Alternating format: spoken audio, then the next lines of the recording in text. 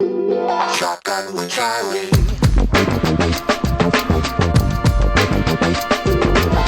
Riding shotgun refers to the practice of sitting next to the driver in a moving vehicle. The term riding shotgun came around after the time of the stagecoach, when somebody used to sit next to the driver holding a shotgun, in case they ran into bandits. My name is Charlie Cook, and I drive a lot. I like to talk to people while I'm driving, so I interview people in my car while I'm driving. Welcome to Riding Shotgun with Charlie.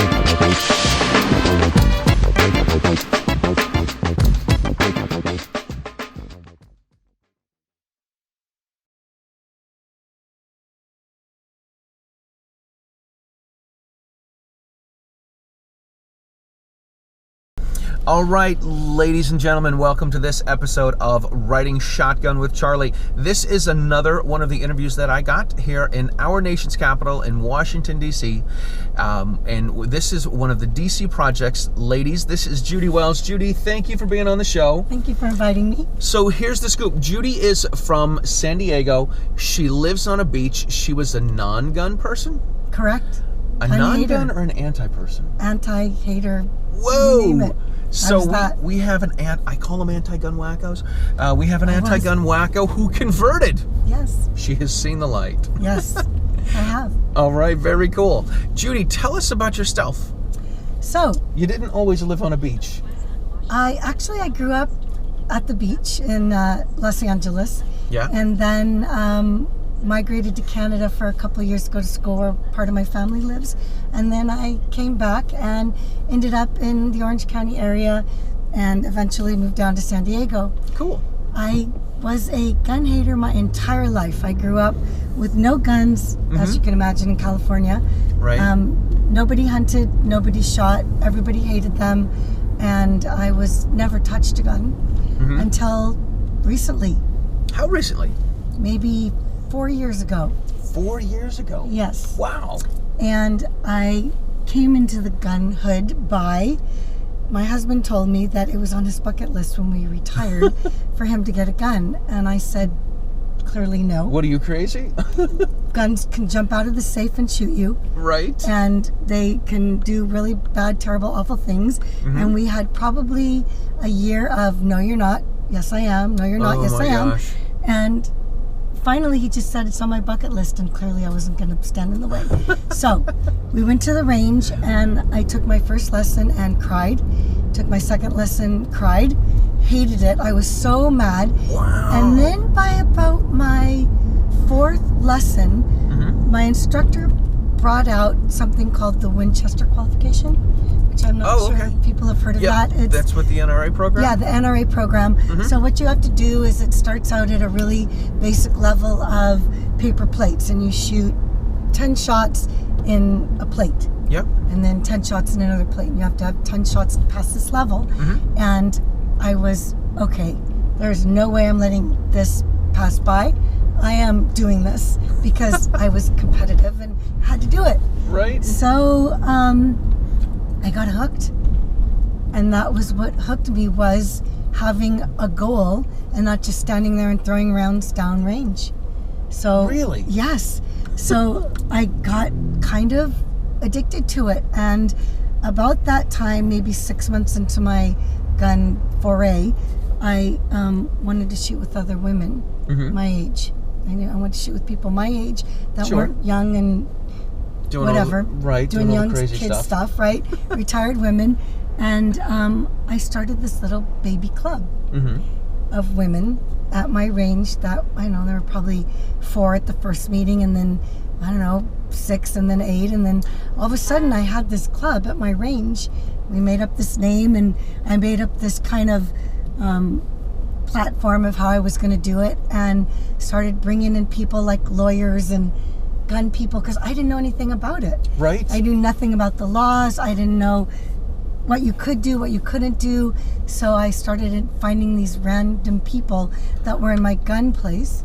How, like, if I assume if it's not something you're into, your friends aren't into it either. No, none. Oh my gosh. How did it go when you told all your friends, hey, my husband and I went to the range and nobody got hurt and it was kind of fun? Okay, after I cried, then it was kind of, then it was fun. I actually, to this day, have a couple of friends that don't know that I am fully immersed in the gun world. We talk about other stuff. Oh my gosh. My real close friends who live by me that see me, because I'm so involved in now what I do, they know. But I actually lost 2 of my friends because they thought it was really terrible, bad, awful, and had very philosophical reasons to be against guns, which I understand because I was there. Right. So I understand that whole other side, and I understand also that when you see mass shootings and when you see events like this occur and you don't understand a lot of the underlying situation, that it's easy to hate guns and gun owners. Right. Like, I get that. So that is one of the reasons why I brought the educational component into the group that I started, which then eventually became A Girl and a Gun, which is a huge national organization. Right. And that gave me kind of a place to latch onto and room to grow. And now we have a huge chapter in San Diego, and That's lots cool. of women that come That is to us. way cool. Yeah, but unfortunately, I've lost some close friends, even though I've tried to explain to them. You know me, I'm a yoga person, I'm a vegetarian. I mean, I'm peace, I don't hurt anybody, but they don't understand. Right. And that's okay, I still love them. I've had similar stuff. I've got friends that are totally against it. I've got friends that don't even want to talk about it. Right. Like, they won't even acknowledge that I have the show, because I went to talk to one of them recently, and they said, hey, what are you doing? I'm like, I've got this trip down to DC, I'm gonna interview a bunch of gun women. And they're like, so how are your kids?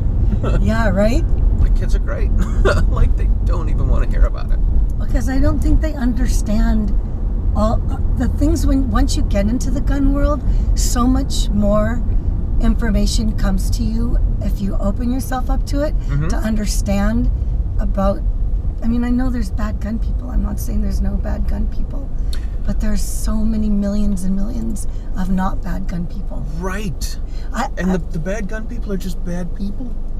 They are. They're bad people. And here's another thing is, like, I don't understand hunting. No judging against hunters. But I do not understand that, because I am like, I don't kill spiders. I don't kill anything. My gosh, you don't kill spiders? Or fly. Like, no. You don't kill flies? We take them outside. Oh my gosh. So I had to call Tatiana, who you know, Yeah? and say, you need to explain this hunting thing to me, because it's hard for me to be in a group and compete. Like, I compete and I educate women and hate this thing of hunting. So you need to educate me on why people do this and how you can do this. And I think that, I feel like that's how people feel about guns. Yeah. Is that if they can't understand it and they can't wrap their heads around it, it can't exist, or they hate it without understanding it. So That's a good point. yeah, So I'm a wildly unsuccessful hunter. Good. That's good. I'm glad. I've only killed a couple of animals, and one of them was almost a squirrel on the way over here. No, I'm just In the car? Right. I've gone hunting. I've shot a dove. I shot a squirrel. I ate them both. They were delicious, by the way. But hunting for me is sitting in a tree stand, reading a book, taking a nap, and wondering what I'm doing, because I can't get the deer to find me, and I can't find the deer, and it's just a zoo. I understand the logic of it. I understand if you eat the food and you feed the fat. I mean, I understand all that. I just don't know how you take a life. So those people, so me in that arena is like all the people that are looking at me saying, my friends in California, how do you, what? You do what? Right. Because it's so anti what I was before. Yeah. So like I said, I was a yogini. I practiced all that. I don't eat animals. And so guns seem so violent. And really, they're more, I try to explain to people, it can be almost like a meditation. Right. If you, absolutely. And I do draw parallels for my women that do yoga between yoga and shooting. There are many, many parallels. about finding your focus and being centered and breathing and holding your body and understanding physiologically and psychologically and spiritually. I know that sounds weird and corny, but really it's true. Right. So, yeah, I now I've come to this point, and it's an interesting place to be in California. Especially in California, because you guys have all the crazy stuff. We do. We have all the crazy stuff, and it is not a gun-loving place or state. And my girls in my chapter, my Girl in a Gun chapter, we've had a lot of discussions about how to handle people when they come to you and say, how can you do that? How can you shoot a gun? Or how can you own a gun? Right. Aren't you afraid of someone's going to get a hold of it? Or your children are going to shoot each other? Or any of that. So that's part of our education in my chapter. Yeah. Is how we talk to people without being angry or confrontational. Very cool. That's good stuff. So the Girl in a Gun chapter, how often do you ladies meet? So we have 3 meetings a month. We have, and plus we have our competition team. We meet the second Tuesday of every month in the day, the fourth Thursday in the night, and then we have what we call the Brilliance in the Basics evening, which is always fundamentals once a month.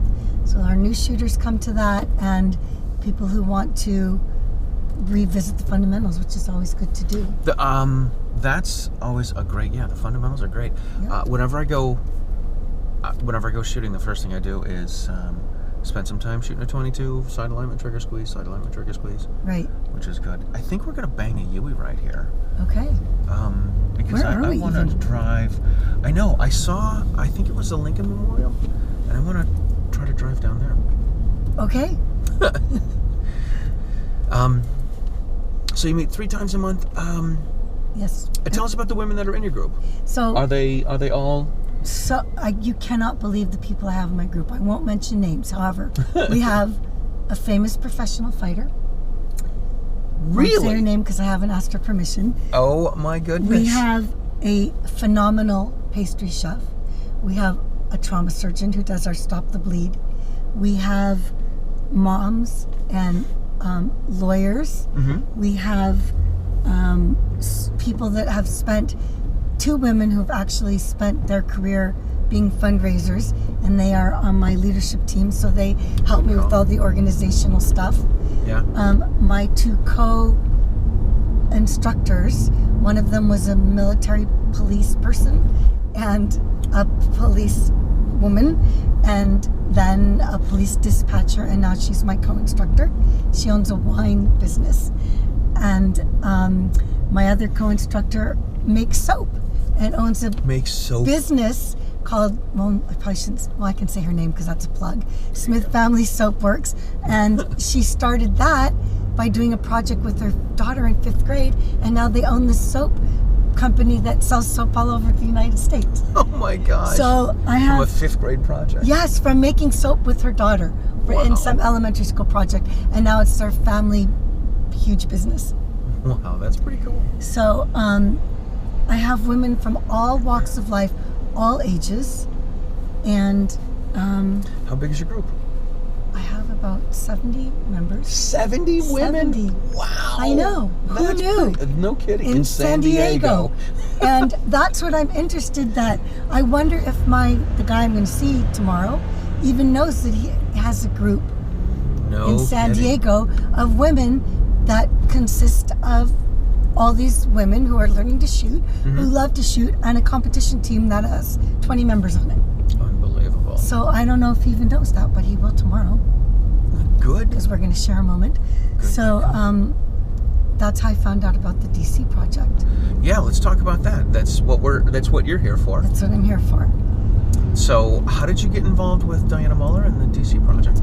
So about 2 years ago, I went to something called the NSSF, National Shooting Sports Foundation. Oh, that's really pretty. Fantasy camp. And Di was a teacher there along with 6 other really famous shooters that I had no clue about at the time. Tommy Thacker, Bruce Pyatt, and all those fancy people, and Lena Michelik, and they were all there teaching at this fantasy camp I went to. Yeah. So I met her there, and then fast forward 2 years to a national 3-gun match. I was one of her on her squad, and she talked to me about the DC project. Oh, cool. And it was pretty interesting. And then a couple months later, she invited me to be a California rep for the DC project. Wow. So here we are, 50 women from each state, one from each state, nonpartisan or not belonging to any party or creed or anything. We're all different. Yeah. And we're here to educate and talk to our legislators about Second Amendment rights. Way cool. So that's the mission. Way cool. Is this your, I don't know if you said, is this your first year? This is my first year. This is your first year? Very cool. And I'm really interested because my representative was the one who got famous for live streaming the House after they shut the cameras off. He found a way to get it when they were talking about gun rights. Yeah. He found a way with his millennial staffers who know how to do all that stuff. Right. How to live stream from the floor of the House the discussion. Oh, that's cool. Yeah. So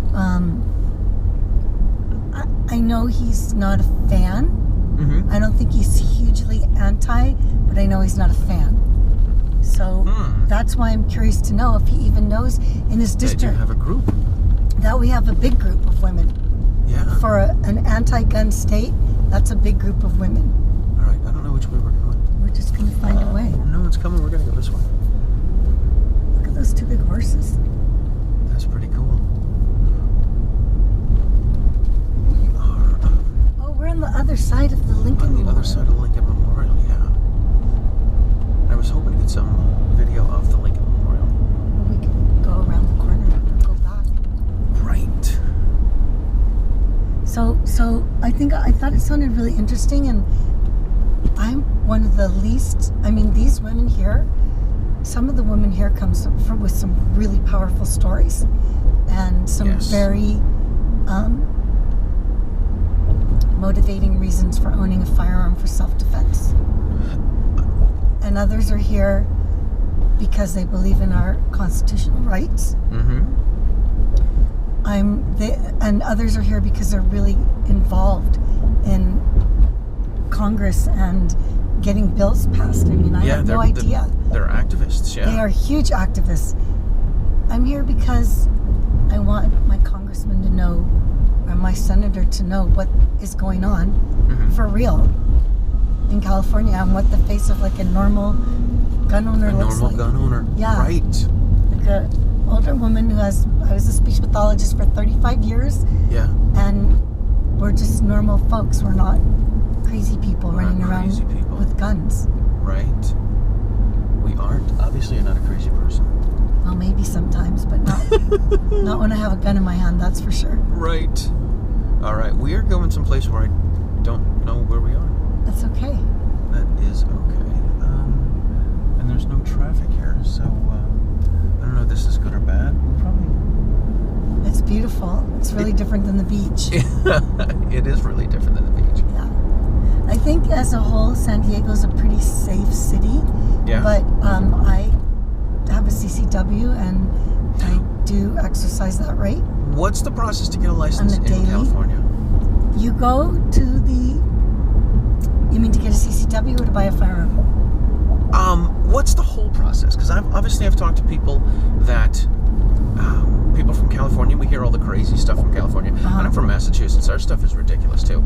Well, you know, they just last week passed a law. The ammo thing. Yes. Which is ridiculous. Okay, so I just found out this right before I came, that if you go to the range to shoot and you buy ammo at the range, you cannot leave the range with that ammo. Really? That's one of the stipulations? Because you have to do a background check to take the ammo from the range. So if you shoot all your ammo at the range, then you're okay. You're good. But if you leave with a round, wow, then you're in trouble. Oh my gosh, that's ridiculous. I know. So now so of course, what did that it caused every person I know to go buy ammo. Stock up. So now all these people who were like normal, I have 500 rounds at home. I have what I use for the week or the month or competition. We all have thousands of rounds, which is the opposite of what they want. Exactly. They don't want people stocking up, but they created a situation where everyone's stocking up. It's like when they let us buy mags that were regular capacity. I love that you're calling them regular capacity. Regular That's awesome. cap rounds. Or mags. We bought the country out. Yeah. We literally bought the country out. I remember some because we couldn't get them. Reading some magazine companies, they're like, we're not shipping anywhere else. We're shipping everything to California. That's right. And what happened? All the gun owners went and stocked up with as many regular standard cap mags as they could. Yeah. Which is exactly what they didn't want. If they wouldn't have said anything, we saw all would have had 10-round mags. So that's what I don't understand. That's what I think the legislators don't understand, is they create these situations that give them unintended consequences. Right. Absolutely. Woo. There's a bump there. All right. I don't think we're going to get back into D.C. We're in Virginia right now. Oh, really? Oh, yeah. That's sad. There's a lot of traffic to get over there. Okay. Unless we do another UE. Where's this guy going? I don't know where we're going. I know where I need to get you is not far from here. Okay. I'm for the ride, so. Love that. So the process. Yeah. So the process. So you guys, do you have a permit to own and possess, and then a permit to carry concealed? How does it work? Yes. So you have two different permits. Yes. So the first one, to get a gun, to purchase a gun, you go to the gun place where you're going to purchase, the gun store, I guess, and you take a test, 50 question, I think it is, test, and when you pass that, then you're able to purchase a gun. And then when you purchase the gun, you have to wait 10 days and California roster's crazy. We can't just buy any gun. We have only I have that in Massachusetts as well. Oh, you do? Yeah, where it's like you can buy on the roster? Yeah, we've got a roster. Right. And you can and you can't buy some things. Right. Oh, wow. Are we at Arlington? We are at Arlington. Really? We are at Arlington. Can we go in? I don't know. I don't either. That's really amazing. Yeah, we're at Arlington. I wanted I saw a sign for the Iwo Jima Memorial. And I was wondering if maybe we could drive by there, look at that. How about and get a selfie in front of that? Yeah, that would be amazing. So we're on this route.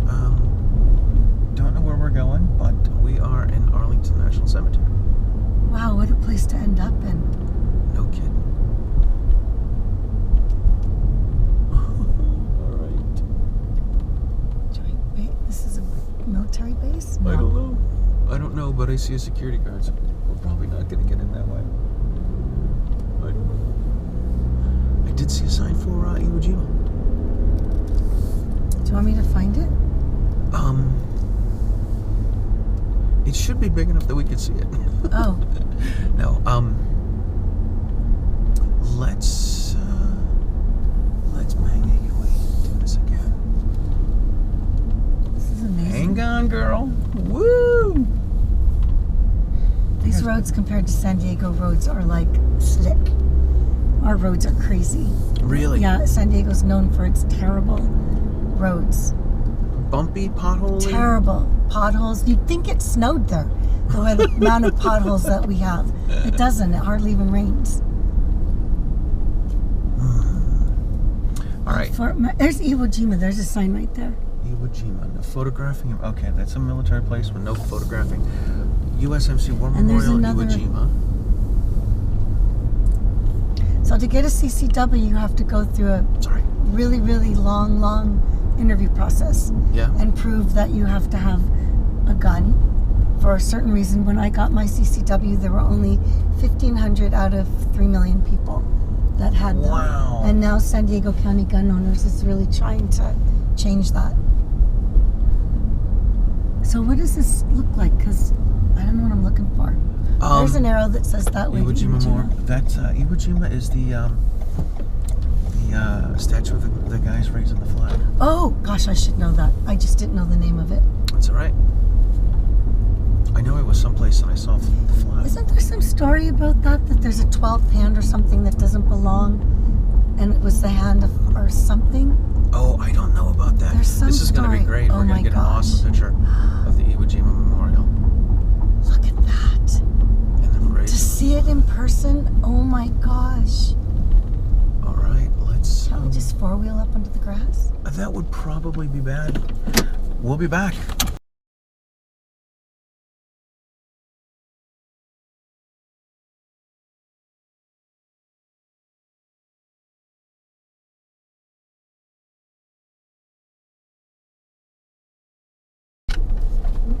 All right, so we are leaving the Iwo Jima Memorial. We got the little story. We got a couple of pictures, which we'll put in the video. All right, so we're going to pick up talking about getting a California permit and the crazy laws that you guys have about the ammo that you guys just passed. Right. So, to get a firearm, I think I talked about that already, but I can... Yep, you got to take a class. Yeah, you have to take a test. You got to take a test. You have to take a test, and then you pass the test, and then you can buy a gun that's on the roster, but you have to wait 10 days to get your firearm because they have to do all their background check stuff. Right. And the waiting period is 10 days. Then if you want a CCW, you need to go to the Sheriff's Department, and I believe it's just the Sheriff's Department, and fill out an application about your whole life and why you think you need a CCW. Are you carrying money? Are you walking in unsafe places where you carry cash with you? Or whatever your job is, or, like doctors with narcotics can get them. And then, if they deem you you're okay, right, then it takes, months and months. Really? Now I hear that it takes 3 months to get your first interview in San Diego, and then it takes like 3 months. It takes a long, long time. When I did it, it took me maybe 4 months, but that was at the beginning when they started. San Diego County Gun Owners was really amping up and trying to get people to get more CCWs. And now, because there are more people, the process is really long. It's taking longer. And you need to qualify with a shooting qual. I don't remember there being a test, but there's a qual. Is the qualification, is it bigger than, is your score higher than what the police need? Everybody does a different qual. It's not standardized yet. Yeah. That's crazy. I know. It's not standardized yet. At least when I did it, it wasn't standardized. Yeah. My guy at the range just went, okay, I made this up. So put it up on the carrier and shoot it and just make sure just show some proficiency. Right. Okay. And you don't even shoot for concealment. You can literally shoot from low ready or whatever, just shoot. So, I mean, you're clearly not going to walk around with your gun at low ready. I think it would be good if you showed some proficiency, but hey, I don't run the state, I don't run the thing, so that's not my deal. Not your deal, not my responsibility. Exactly. Although I feel like it's everyone's responsibility, but... Right. So, yeah, we have probably 2 CCW holders in my chapter. A lot of women don't feel it's necessary. Okay. And then there are those of us who feel like it is. So and you have your CCW permit. I do. What do you have to do to get the CCW versus the regular license? That was the CCW process. Gotcha. So we don't. I mean, we call it a. I guess it's a license. It's not a permit. It's a. Wait, there's a thing. It's either a license or a permit, and there's a distinction. I think it's a license. Okay. So, but there are a lot of gun-free places where I live, like the theater that I go to regularly is gun-free. You're not allowed to take a firearm in the Civic Center, which is where all the Broadway plays are and everything. Yeah. And clearly no place where alcohol's over 50% of the... Right. I think that's a federal thing, yeah? Or it's everywhere. It could be a federal thing. Like no bars.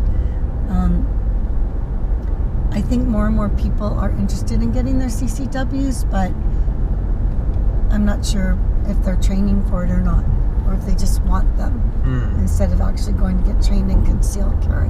Right. Because there's not a lot of places to go really in California. Did the signs have the force of law? The no-gun signs?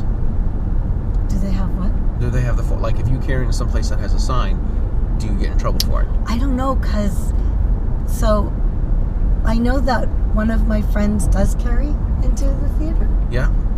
I don't, because I actually got in trouble 3 years ago. They found a cartridge in my bag at the airport, and I had to go. It cost me thousands of dollars, and I had to get an attorney. And what? I was on probation. I'm on probation for 3 years. Oh my gosh! For this. See the riffraff that I hang out with? Yeah, You're on really probation. Trash. For that at the airport. But gosh. My bad. I probably shouldn't have had a cartridge. It was empty. It was a casing. Oh my gosh. It wasn't a cartridge. It was a casing. A useless piece of brass. And it caused a kerfuffle at the airport. What a hassle. That was the first time I'd ever traveled with firearms too, so I was terrified. Ugh. But Yeah, I know that there are a lot of places, and I don't know how many people actually follow them or actually just carry because it's part of their daily ritual. Pants on, guns on. Right. Kind of thing. We call that pogo. Oh, really? Pogo, pants on, gun on. That's a good one. Yep. That's a good one. I have to say it's weird being here without my Without firearm. something. Yeah. I feel uneasy, and I got in at midnight, and it was interesting because I'm used to having Having firearm something on you. Absolutely. Right? I'm completely with you. Completely with you. So it's interesting being in a different city and not. But I know a lot of women here feel that I'm with in my group. We've talked about. It's kind of weird to be here without having your stuff. Without your stuff. One of my friends calls it a heater. A heater? Oh, Because that's it heats good. up when you shoot it. That's good. Yeah, it's completely ridiculous. And what's really crazy is if you were just staying in Virginia, Virginia's pretty much free America. I think they accept most everyone's permits. You can carry in Virginia, but you can't carry across the bridge. And having driven here for the last 2 days, it's a little crazy, and all of a sudden you're in Maryland. Oh, really? You start off in Virginia, and then you're in Maryland, and then by the way, in the middle you hit DC. But is DC itself a gun-free zone? I believe. Like the whole District of Columbia situation? Almost. Except for obviously, clearly there's a million snipers and bodyguards everywhere. Right, like the gentleman that pointed out last night, it's a gun-free zone except for where the government goes to work. Yeah. Which is a great point. Yeah, people talk about that. It's he was saying last night that it's $125 to transfer a firearm.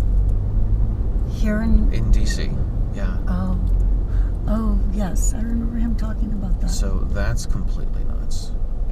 Completely nuts. I just didn't know if we weren't allowed to carry because we don't have reciprocity, or if DC's just a gun-free zone because of the people that are there. Emily Miller wrote a book a number of years ago called Emily Gets Her Gun, but Obama Wants to Take Yours. Wow. She wrote it after the Heller decision 11 years ago. And it's kind of an interesting book because she talks about how the process that you have to go through and everything that she needed to do in order to get her gun license. And then she interjects it with stories of people that were arrested in DC for illegal possession of a gun, but with no criminal intent. And somebody was going to Walter Reed, and they got pulled over. And they found a high-cap magazine, no gun, no ammunition, and they get slapped with this ridiculous fine and court costs and all this other stuff. So it was a pretty interesting book. Wow. All right, listen, we are almost where we need to be, which hopefully they haven't left without you. Otherwise, we get to drive you somewhere else. I'm going right back to where we were. All right. Back to the Capitol. So how can people find your group? Do you guys have a website or a Facebook page? Yes, A Girl and a Gun. It's my passion now. You can go to A Girl and a Gun. Well, the national, go to agirlandagun.org, and you can read all about the national organization. We have 180 chapters and probably 6,000 members by now. Awesome. If you're ever in San Diego and you want to come shoot with us, just look up A Girl and a Gun San Diego. Either through Facebook or on a national website, it'll all get you to us. I would say that this organization is all about supporting women in their journey, their firearms journey, whether they're beginners or they're competitors, and we're non-judgmental. Come shoot with us. It's a great way to begin, and it's a great way to continue your journey. Awesome. Well, we will put some links to Robin and Juliana for A Girl and a Gun. Okay. And this has been a lot of fun. It's been amazing. Thank you. This was really going to see, not just driving around, not just meeting you, but having the opportunity to go to Iwo Jima was really cool. Yeah, it was. Yeah, it was, even though we got kicked out of our parking space. Right. All right, listen, so thank you guys very much for watching Riding Shotgun with Charlie. Please make sure you like and subscribe and share us on YouTube. You can also listen on Apple Podcasts, iTunes, on Spotify, on iHeartRadio, and also you should check out the Self-Defense Radio Network, sdrn.us, all of your pro-freedom podcasts in one place. Judy, thank you so much. This has been great. It's been a we will talk pleasure. to you guys later.